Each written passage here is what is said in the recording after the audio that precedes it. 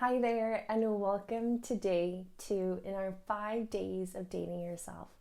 I'm truly excited to be journeying into stage 2, which is the stage of crushing on yourself. Again, drawing parallels on the relationships that we have with others and our dating experience with others. This is usually the stage where we start to imagine what life would be like with this person. We start to want to take part in their interests. We want to feel involved in their life. We want to start to imagine ourselves inside of their lives and them inside of ours. And so this stage of crushing is really about seeing the positive light of these individuals and allowing those lights and elements of these individuals to be reflected in the imagination of what could be. And so again, like we did in stage 1, we're going to start to inverse this natural stage of crushing on people, imagining the future, and we're going to invert it towards ourselves.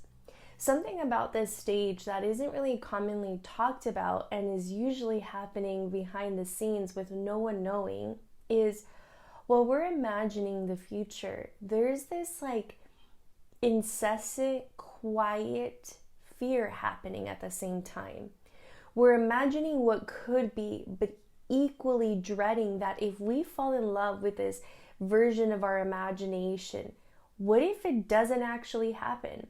So it's almost like there's this internal tug-of-war of liking someone, wanting to pursue this imaginative future that you've created in your mind, but then there's this secret fear of what if it doesn't happen?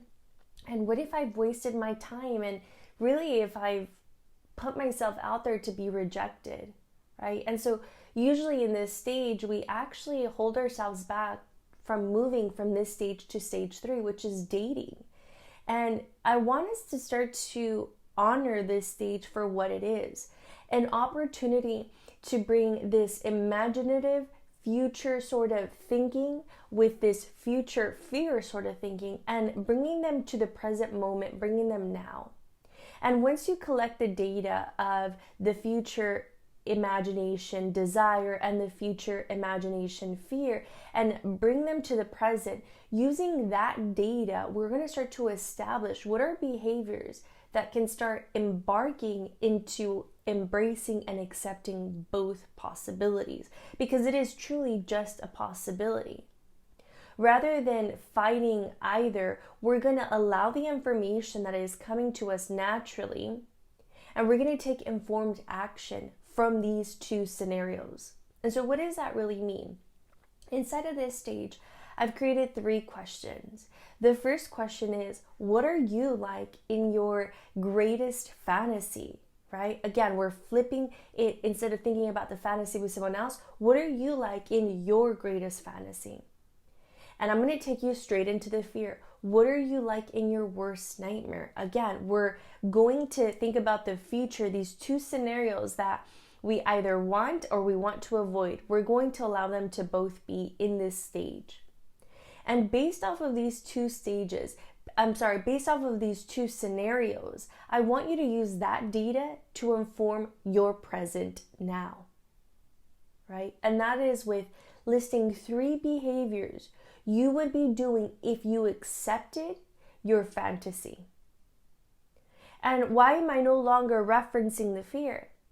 Well, by simply observing it, writing it down, that in itself is acceptance of the fear. The simple act of observing it is enough, right? And you'll notice the order of the questions was strategic. What is your greatest fantasy? What is your greatest nightmare? And now let's list 3 behaviors you would be doing today if you accepted this fantasy.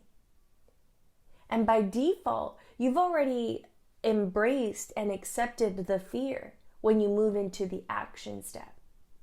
Most of our fears just need to be integrated in order for us to start to embody that imaginative state that we're in when we're thinking about our fantasies. So stage 2 is about crushing on yourself, but doing it in a way that feels intentional, that feels accepting and embracing of both types of fantasy, the excited one and the not so excited one, okay? Well, I'll see you inside of the action plan. Once you've completed the action steps, be sure to jump into the Facebook group and share what are the 3 things you would be doing if you accepted your fantasy self. Okay? And I want us to take a moment to really read someone else's post, acknowledge them, and comment back. Say, give your 2 cents for why they should be stepping into that action step. Take a moment to see someone else in their courageous, vulnerable state. That is how we date ourselves and how someone else as they date themselves. All right, I'll see you in day 3 where we start to properly take actions in dating ourselves.